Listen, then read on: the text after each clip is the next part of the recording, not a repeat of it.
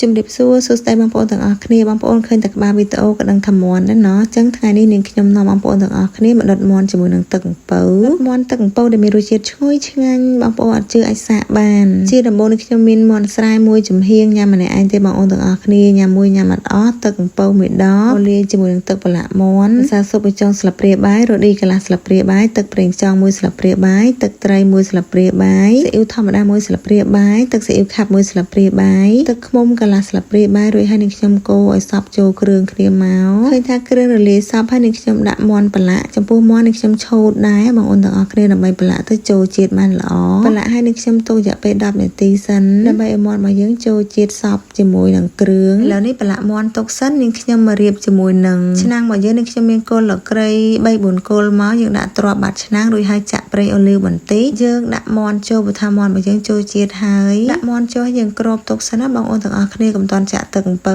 អីយើងធ្វើអញ្ចឹងមាន់របស់យើងគឺថាឡើងឈ្ងុយមែនតើអញ្ចឹងយើងគ្របមាន់ទុកសិនយើងមករៀបជាមួយនឹងបន្លែរបស់យើងវិញបន្លែនេះខ្ញុំយកត្រសក់យកជាមួយនឹងការ៉ុតហើយនឹងសាឡាត់ឥឡូវនេះឃើញថាមាន់របស់យើងឡើងឈ្ងុយហើយបងប្អូនទាំងអស់គ្នានាងខ្ញុំក៏បានចាក់ទឹកអំពៅចូលបងប្អូនចង់ចាក់ទឹកអំពៅម្ដងតិចម្ដងតិចក៏បានដែរតែនាងខ្ញុំមិនសូវឧស្សាហ៍ទេអញ្ចឹងចាក់ទាំងអស់គ្របទុកបើកមកវិញឃើញថាមាន់របស់យើងពុះហើយប៉ុន្តែអត់ទាន់ឆ្អិនទេ